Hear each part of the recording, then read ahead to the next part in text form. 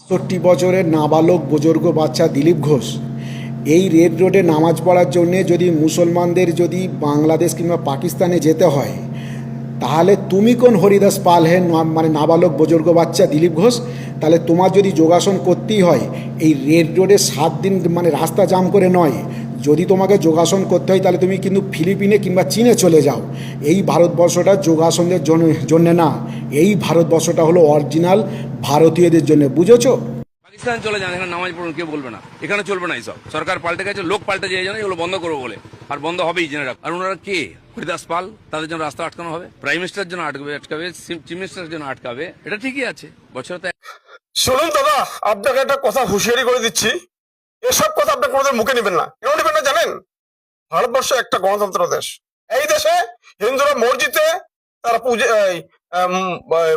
তাদের মন্দিরে তারা পূজা করবে, মুসলিমরা মসজিদে নামাজ পড়বে, আজান দিবে, সবকিছু করবে।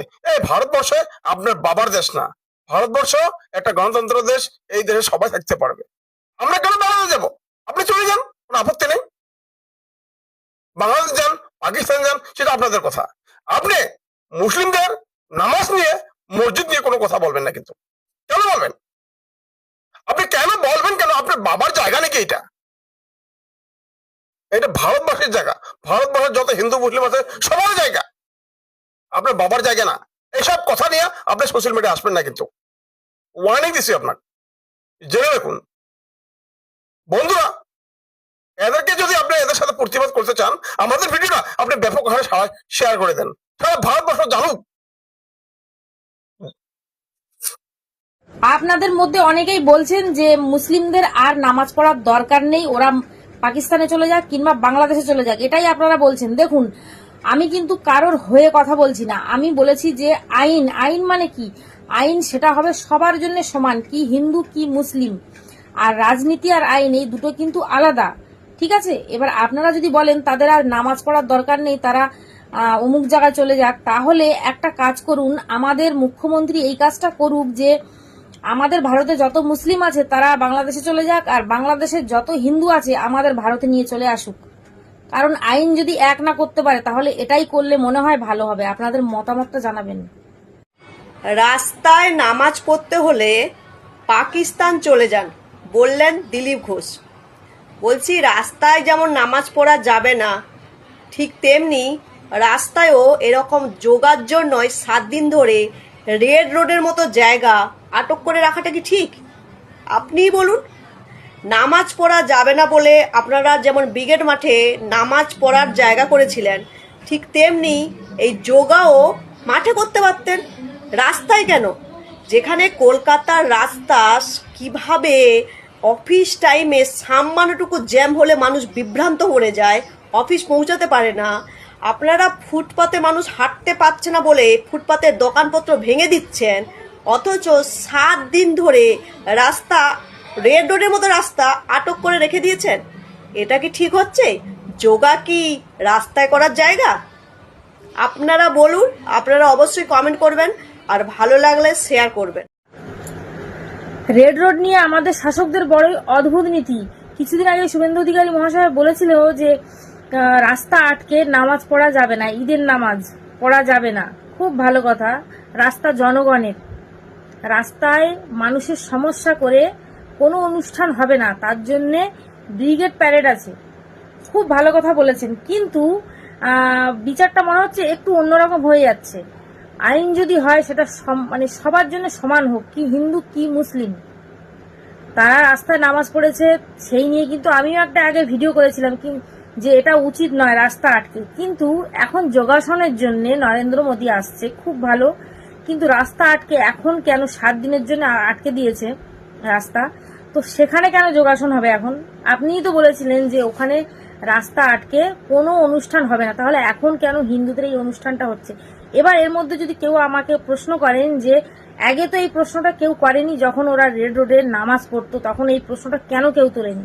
আসলে কি বলুন তো, জীবনের ভয় না সবারই আছে, বুঝতে পেরেছেন? আগেকার যে শাসনটা ছিল, তৃণমূলের যে শাসনটা ছিল, খুব ভয়ঙ্কর ছিল শাসনটা। মানুষ কথা বলতেই ভয় পেত, এই জন্যই মানুষ সত্যিটা কেউ বলতে পারতো না বুক ফুলিয়ে। আর এখন প্রত্যেকটা মানুষ বুক ফুলিয়ে কথা বলতে পারে, কথা বলা সেই জায়গাটা যাতে আমরা কথা বলতে পারি, সেই জন্যই কিন্তু এই সরকার আমরা চেঞ্জ করেছি। ঠিক আছে, সেই জন্য আমরা এই কথাগুলো এখন বলতে পারছি। তারা যেরকম আমরাও কি সেরকম হব? আপনারাই বলুন তো। আইন কি? আইন মানে কি? সবার জন্যই সমান হবে। আর যদি আপনারা মুসলিমদের ক্ষেত্রে, আমি কিন্তু কারোর হয়ে কথা বলছি না, ঠিক আছে, মুসলিমদের ক্ষেত্রে তাহলে আলাদা কেন নিয়ম হবে আর আমাদের ক্ষেত্রে কেন আলাদা নিয়ম হবে? আইনটা সবসময় একই থাকুক আমি মনে করি। আর যেখানে যেরকম সেখানে সেরকম ভাবে বিচার হোক, কিন্তু আইনটা সবার জন্য সমান রাখুক। ঠিক আছে তো? এই যে রাস্তা আটকে, এখন যে আপনারা রাস্তা আটকে যে যোগাসন করবেন, এখন কি মানুষের সমস্যা হবে না? হ্যাঁ, আপনারা অনেকেই আমার এই ভিডিওটা দেখছেন, আপনারা একটু বিচার করে বলবেন তো যে আমি এই কথাগুলো ঠিক কথা বলছি নাকি ভুল কথা বলছি। শুভেন্দু অধিকারী মহাশয় মুখ্যমন্ত্রী হয়েছে বলে উনি সবকিছু সিদ্ধান্ত আমাদেরকে মেনে নিতে হবে এরকম কিন্তু না।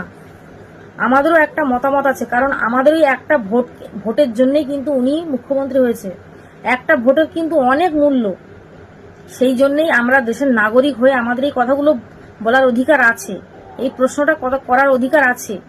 সেই জন্যই আমি কিন্তু এই প্রশ্নগুলো করছি যে আইন যদি হয় সেটা সবার জন্য সমান হোক।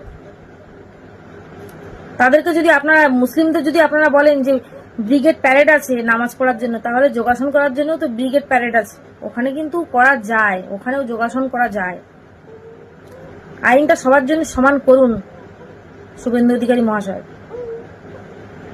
কলকাতার রেড রোডে যানজটের বাহানা দিয়ে 7 মিনিটের নামাজ পড়তে না দেওয়া এবং সেই রেড রোড বন্ধ রেখে 7 দিনের জন্য যোগা প্রোগ্রাম করার পিছনে বর্তমান শাসক দলের একটা বড় রাজনৈতিক চক্রান্ত রয়েছে। এ যানজট কেবলমাত্র একটা বাহানা ছাড়া আর কিছুই নয়।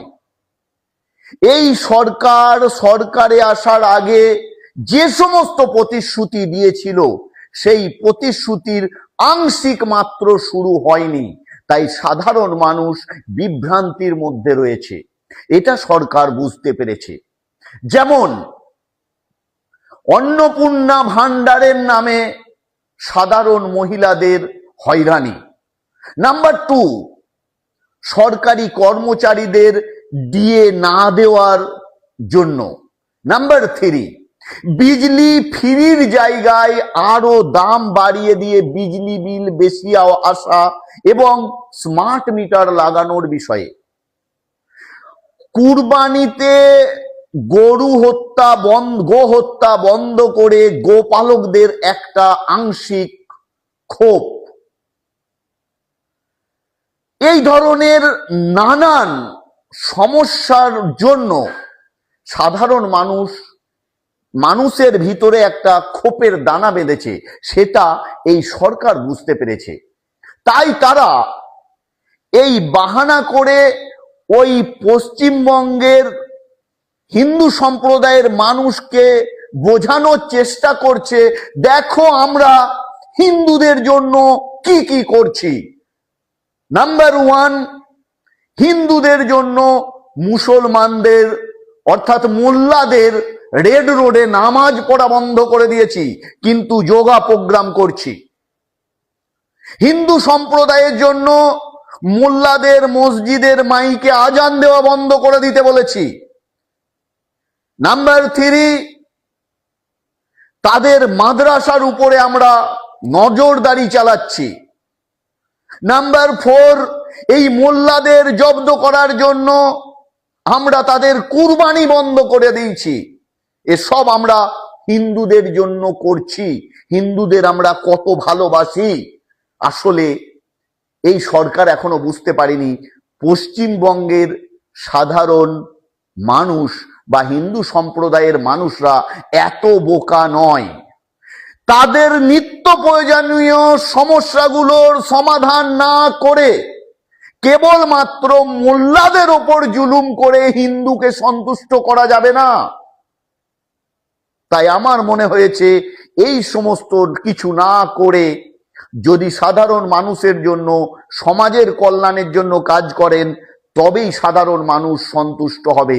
নচেত আগের সরকার যেমন বদলে গেছে, এই সরকার বদলাতেও বেশি টাইম লাগবে না। যদি আপনারা মনে করেন যে আমি প্রকৃত সত্যটা আপনাদের সামনে তুলে ধরেছি, তাহলে অবশ্যই এই ভিডিওকে বেশি বেশি করে শেয়ার করবেন, কমেন্ট করবেন এবং আমার এই পেজকে ফলো করবেন। কারণ আমি বিনা ভয়ে শির দ্বারা সোজা রেখে সর্বদা সত্য কথা আপনাদের সামনে তুলে ধরি, বাস্তবকে আপনাদের সামনে তুলে ধরি, আর অন্যায়ের প্রতিবাদ করি মাথায় কাফন বেঁধে। সকলে সুস্থ থাকুন, ভালো থাকুন এই কামনা করি। ধন্যবাদ।